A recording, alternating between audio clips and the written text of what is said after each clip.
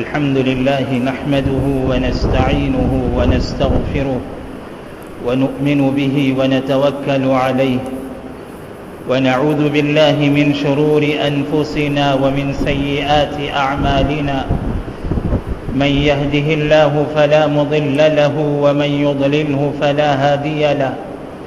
ونشهد أن لا إله إلا الله وحده لا شريك له ونشهد أن سيدنا ونبينا ومولانا محمدا عبده ورسوله أرسله الله إلى الناس كافة بالحق بشيرا ونذيرا وداعيا إلى الله بإذنه وسراجا منيرا أما بعد فأعوذ بالله من الشيطان الرجيم بسم الله الرحمن الرحيم والعصر إن الإنسان لفي خسر إلا الذين آمنوا وعملوا الصالحات وتواصوا بالحق وتواصوا بالصبر وقال عز وجل وأن هذا صراطي مستقيما فاتبعوه ولا تتبعوا السبل فتفرق بكم عن سبيله ذلكم وصاكم به لعلكم تتقون وقال النبي صلى الله عليه وسلم أبغض الناس إلى الله ثلاثة ملحد في الحرم مبتغ في الإسلام سنة الجاهلية ومطلب دم امرئ مسلم بغير حق ليهريق دمه وقال صلى الله عليه وسلم خالفوا اليهود والنصارى وقال صلى الله عليه وسلم من تشبه بقوم فهو منهم أو كما قال صلى الله عليه وسلم. معزز بزرگوں اور دوستو، نئے سال کے آغاز کی مناسبت سے کسی شاعر نے بڑی اچھی بات کہی ہے. ایک اور اینٹ گر گئی دیوار حیات کی، ایک اور اینٹ گر گئی دیوار حیات کی، نادان کہہ رہا ہے نیا سال مبارک. وقت کی انسان کے نزدیک قدر و قیمت ہو یا نہ ہو، لیکن شریعت نے اس کی بڑی قدر بتائی ہے اور یہ تعلیم دی ہے کہ وقت بہت ہی قیمتی چیز ہے، اور اس کے قیمتی ہونے کا اندازہ اس بات سے ہوتا ہے کہ اللہ نے قرآن پاک میں بہت سارے مقامات پر اوقات کی قسم کھائی ہے، مختلف وقت کی. کہیں صبح کے وقت کی قسم کھائی، کہیں رات کی قسم کھائی، کہیں چاشت کے وقت کی قسم کھائی، اور کہیں خود زمانے کی قسم کھائی. تو یہ جو قسمیں ہیں یہ بتلاتی ہیں کہ اللہ کے نزدیک وقت بہت قیمتی چیز ہے. اللہ تعالیٰ نے کہیں صبح کی قسم کھائی، والصبح اذا تنفس، اور کہیں رات کی، واللیل اذا یغشا، کہیں دن کی، والنہار اذا تجلی، کہیں چاشت کے وقت کی، والضحی واللیل اذا سجا. تو یہ جو قسمیں اللہ تعالیٰ نے کھائی ہیں یہ بتلانے کے لیے کہ صبح کا وقت، رات کا وقت، دن کا وقت، دن اور رات کا آنا جانا، اور یہ گردش ایام، اور تمہارے یہ ماہ و سال کے حساب، یہ سب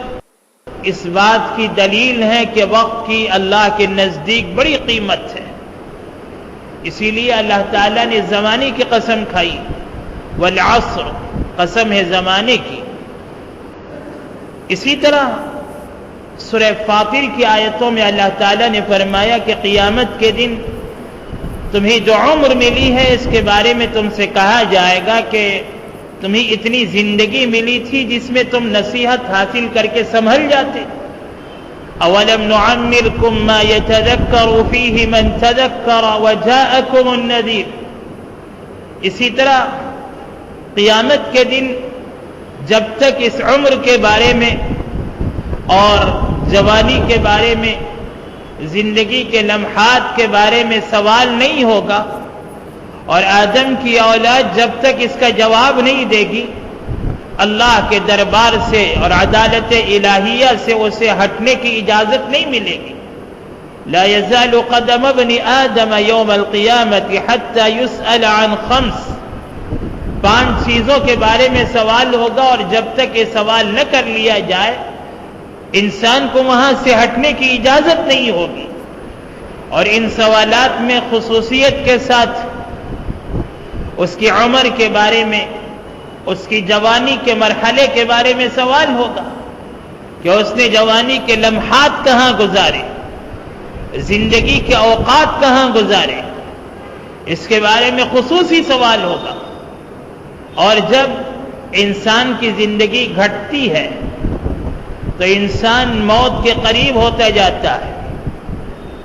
اس کا ایک دن گزرتا ہے، وہ ایک دن موت کے اور قریب ہوتا ہے. دنیا کے لحاظ سے دنیا کی عمر گھٹ رہی ہے اور دنیا قیامت کے قریب ہوتی جا رہی ہے.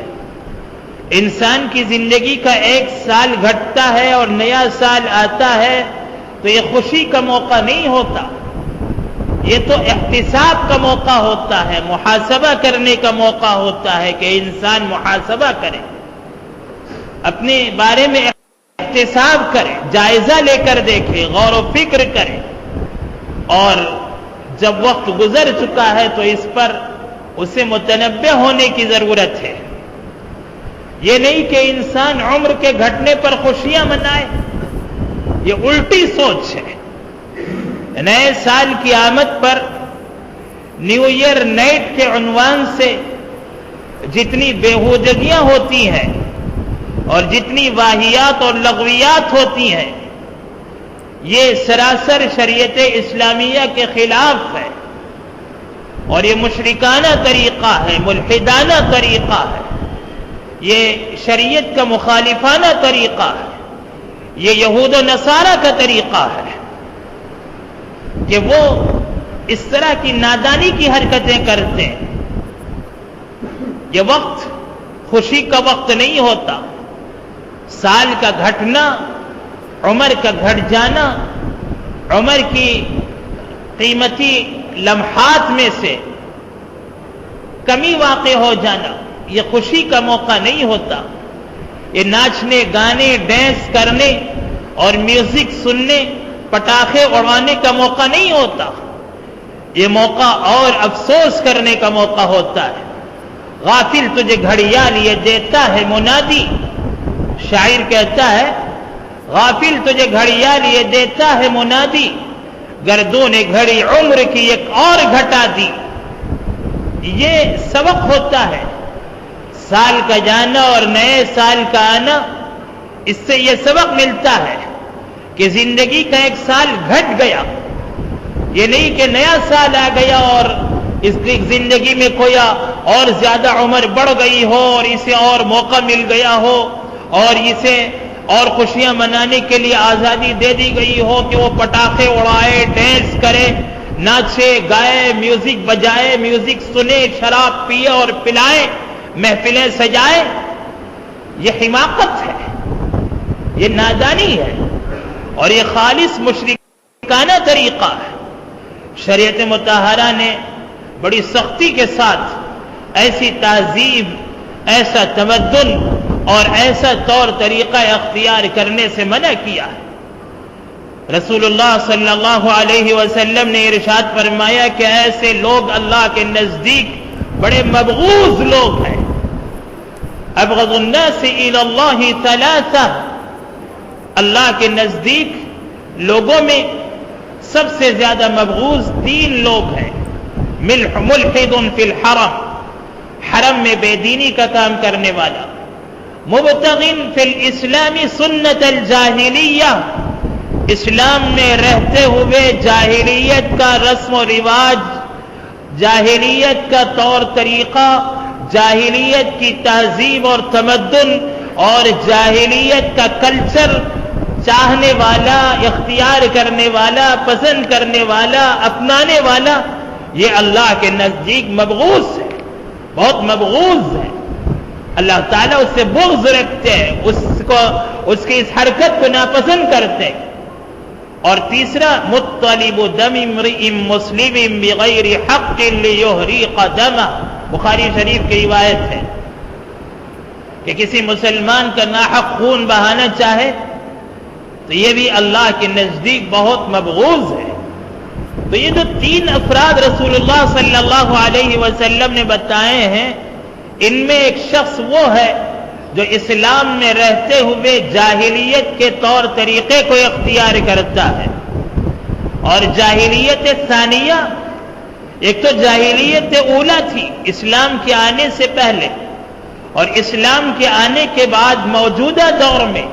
یہود و نصارہ کا جو طریقہ ہے، مشرکین کا جو طریقہ ہے، یہ طریقہ یہ جاہلیت ثانیہ ہے۔ اور انہی طریقوں میں نیو ایئر نائٹ منانا، نئے سال کی رات منانا، اور اس میں یہ بےہودگیاں کرنا، یہ خالص مشرکانہ طریقہ ہے، اور شریعت اس سے بری ہے۔ اس لیے کہ جہاں عمر گھٹی ہو، زندگی کے قیمتی لمحات گھٹ گئے ہوں، ایسی حالت میں خوشیاں منانا کہاں کی عقل مندی ہے؟ یہ تو خیر سال میں 1 مرتبہ ہوتا ہے، اور بعض علاقوں میں بعض لوگ کچھ زیادہ اس طرح نائٹ منا لیتے ہوں، نائٹ کلبوں میں، شراب کی محفلوں میں، جو بالکل آخرت سے غافل ہوتے ہیں اور دین سے دور رہتے ہیں۔ ہو سکتا کچھ لوگ ایسے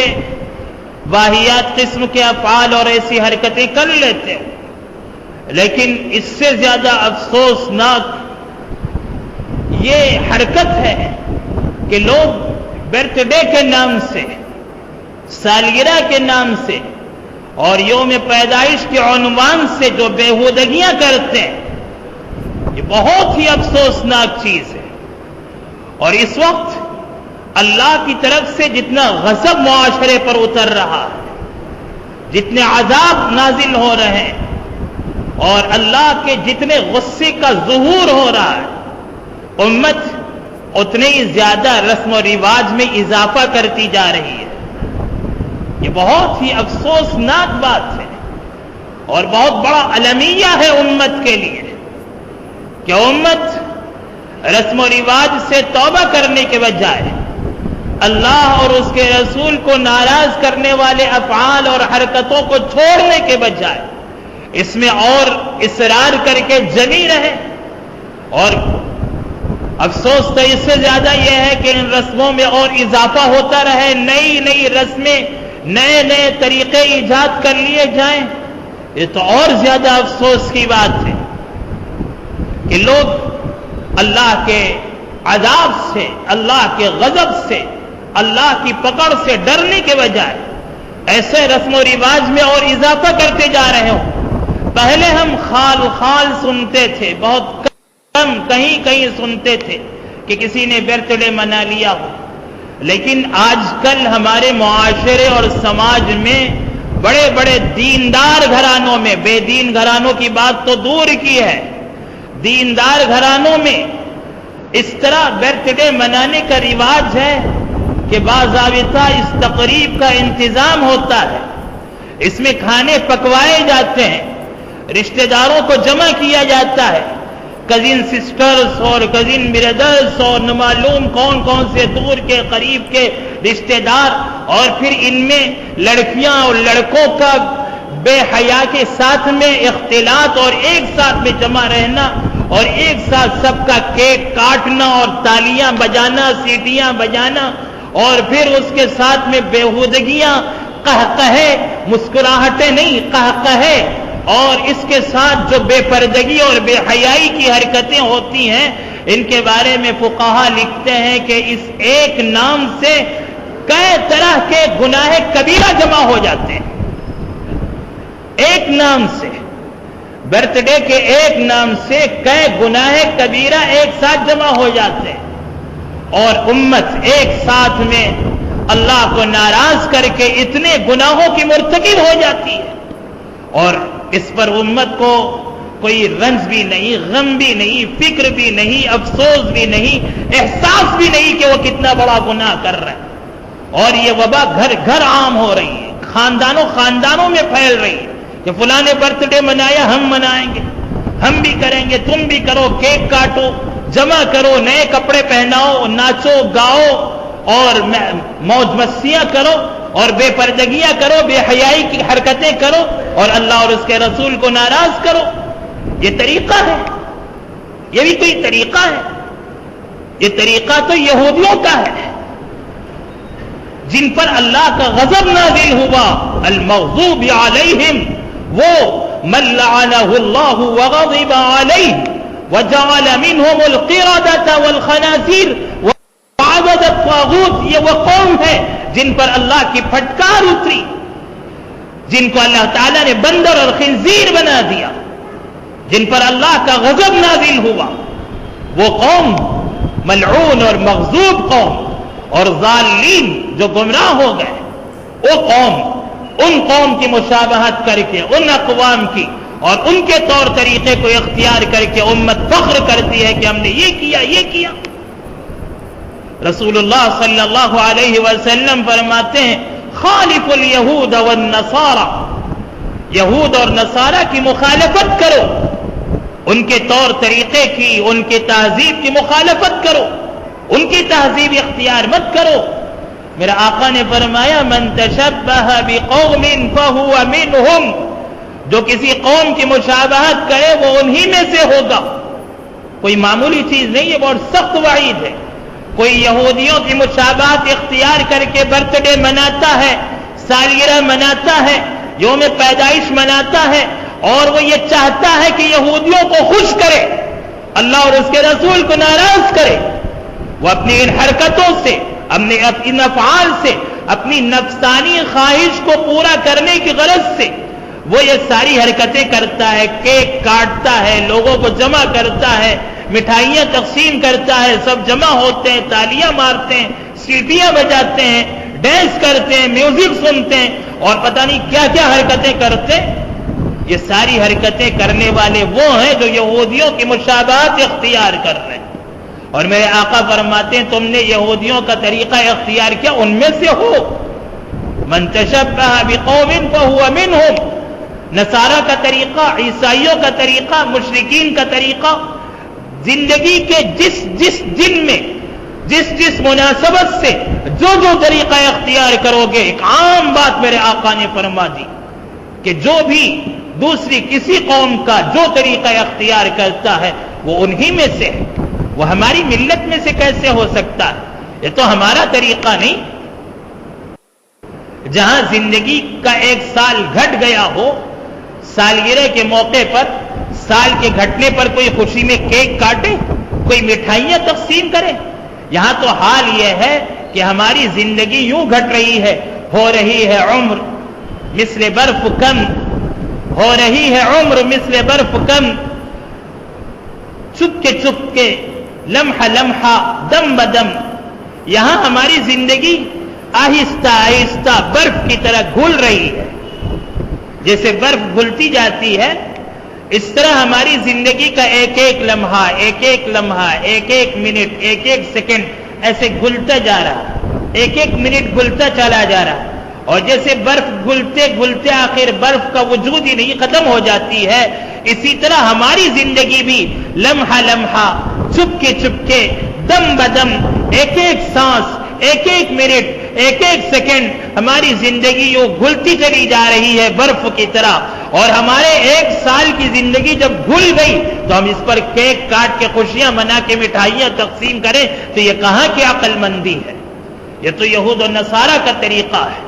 اس لیے ایسے طریقوں کو اختیار کرنے سے رسول اللہ صلی اللہ علیہ وسلم نے منع فرمایا، اور یہ حرکت اللہ کے غضب کو بھڑکانے والی ہے۔ اللہ کے نزدیک ایسے لوگ مبغوض ہیں جو اسلام میں رہتے ہوئے جاہلیت کی سنت اور جاہلیت کے طریقے کو اختیار کرتے ہیں۔